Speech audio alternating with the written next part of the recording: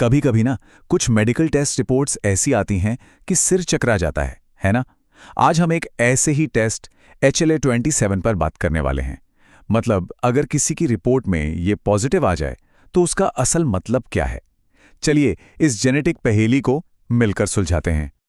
सोचिए, डॉक्टर के पास गए और उन्होंने कहा कि HLA-B27 टेस्ट पॉजिटिव है। बस इतना सुनते ही मन में ना सवालों का एक तूफान सा आ जाता है। ये क्या कोई बड़ी बीमारी है? अब आगे क्या होगा? घबराने की बिल्कुल जरूरत नहीं है। आज की इस चर्चा में हम इन्हीं सब सवालों के जवाब ढूंढेंगे। तो चलिए फिर सीधे मुद्दे पर ही आते हैं। HLA-B27 पॉजिटिव होने का आखिर मतलब है क्या? क्या ये वाकई में चिंता की बात है या बस हमारे शरीर से जुड़ी एक जानकारी? आइए पता लगाते हैं। देखिए, सबसे पहले तो ये समझना जरूरी है कि HLA-B27 कोई बीमारी नहीं है, ना कोई वायरस, ना कोई बैक्टीरिया। इसे ऐसे समझिए कि ये हमारे शरीर का एक तरह का पहचान चिन्ह है, एक तरह का टैग।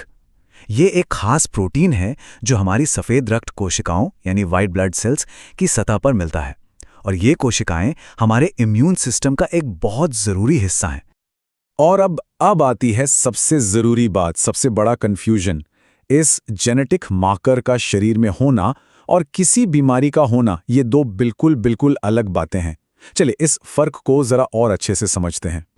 तो एक बात बिल्कुल साफ समझ लेते हैं। HLA-B27 पॉजिटिव होना किसी बीमारी का डायग्नोसिस नहीं है। ये कोई सर्टिफिकेट नहीं है कि कोई बीमार है। ये तो बस हमारे जेनेटिक मेकअप का, हमारी बनावट का एक हिस्सा है। सच तो यह है कि दुनिया में लाखों करोड़ों लोग इस मार्कर के साथ एक बिल्कुल नॉर्मल, हेल्दी जिंदगी जी रहे हैं। अच्छा, तो फिर सवाल ये उठता है कि अगर ये बीमारी है ही नहीं तो डॉक्टर इसका टेस्ट करवाते ही क्यों हैं? आखिर ये मार्कर हमारी सेहत के बारे में बताता क्या है? इसको ना एक गारंटी की तरह नहीं, बल्कि एक संभावना की तरह देखना चाहिए। HLA-B27 का होना बस ये बताता है कि कुछ खास तरह के ऑटोइम्यून बीमारियों के होने का खतरा, या कह लें रिस्क, औसत से थोड़ा ज्यादा है। ये बस पड़ले को थोड़ा सा झुका देता है, पर यह तय नहीं करता कि वो गिरेगा ही। और ये खतरा खास तौर पर उन बीमारियों से जुड़ा है जो हमारे जोड़ों और रीढ़ की हड्डी पर असर डालती हैं। तो ये कौन सी बीमारियां हैं जिनका रिस्क बढ़ जाता है? चलिए अब उन खास मेडिकल कंडीशंस के बारे में जानते हैं जिनका संबंध इस जेनेटिक मार्कर से देखा गया है। देखिए, इस लिस्ट में सबसे बड़ा नाम है एंकिलोजिंग स्पॉन्डिलाइटिस का। ये एक तरह का गठिया है जिसमें रीढ़ की हड्डी में सूजन आ जाती है। फिर आता है रिएक्टिव आर्थराइटिस, जो अक्सर शरीर में किसी इन्फेक्शन के बाद शुरू हो जाता है। इसके अलावा सोरियाटिक आर्थराइटिस, आंखों में होने वाली एक तरह की सूजन जिसे यूआइटिस कहते हैं, और यहां तक कि आंतों की कुछ बीमारियों से जुड़ा गठिया भी इससे संबंधित हो सकता है। लेकिन इन सभी में से एक कंडीशन है जिसका HLA-B27 से सबसे मजबूत, सबसे गहरा नाता है, और वो है एंकिलोजिंग स्पॉन्डिलाइटिस। ये एक क्रॉनिक, मतलब लंबे समय तक चलने वाली सूजन की बीमारी है जो खास तौर पर हमारे रीढ़ की हड्डी को निशाना बनाती है। इसकी वजह से लगातार पीठ में दर्द और जकड़न बनी रह सकती है। और अब जरा इस आंकड़े पर गौर कीजिए, ये सच में चौंकाने वाला है। जितने भी लोग एंकिलोजिंग स्पॉन्डिलाइटिस से पीड़ित हैं, उनमें से लगभग 80 से 90% लोगों में ये HLA-B27 मार्कर पाया जाता है। मतलब आप सोच सकते हैं कि ये जेनेटिक कनेक्शन कितना ज्यादा मजबूत है। लेकिन यहां एक बहुत बड़ा लेकिन है। क्या इसका मतलब ये हुआ कि अगर टेस्ट पॉजिटिव है तो बीमारी पक्की है? नहीं, बिल्कुल नहीं। जैसा मैंने कहा, यह पूरी पहेली का बस एक छोटा सा टुकड़ा है। चलिए देखते हैं कि डॉक्टर पूरी तस्वीर को कैसे जोड़कर देखते हैं। कोई भी अच्छा डॉक्टर सिर्फ एक ब्लड टेस्ट की रिपोर्ट देखकर फैसला नहीं सुनाता। ये एक पूरी प्रक्रिया होती है। सबसे पहले वो देखते हैं टेस्ट का रिजल्ट, फिर वो उसे जोड़ते हैं मरीज के लक्षणों से, जैसे कि क्या लंबे समय से पीठ में दर्द है, और फिर जरूरत पड़ने पर एक्सरे या MRI जैसी दूसरी जांचें भी करवाते हैं। इन सबको मिलाकर ही सही डायग्नोसिस तक पहुंचा जाता है।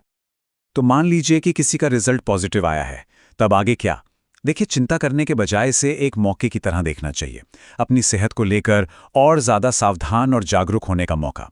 आइए अब बात करते हैं कि अगला कदम क्या होना चाहिए। सबसे पहली और सबसे अहम बात है अपने शरीर की सुनना। क्या जोड़ों में लगातार दर्द रहता है? सुबह उठने पर जकड़न महसूस होती है? क्या आंखों में बार बार कोई तकलीफ या सूजन होती है? इन लक्षणों को नजरअंदाज नहीं करना चाहिए, क्योंकि किसी भी समस्या को अगर शुरुआत में ही पकड़ लिया जाए तो उसका इलाज और मैनेजमेंट कहीं ज्यादा बेहतर तरीके से हो सकता है। और ये एक लाइन हमेशा याद रखने वाली है, इलाज बीमारी का होता है, जीन का नहीं।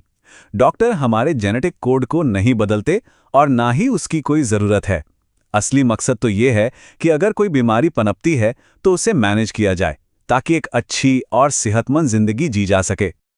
हाँ, एक बात और, ये सारी चर्चा सिर्फ जानकारी बढ़ाने के लिए है।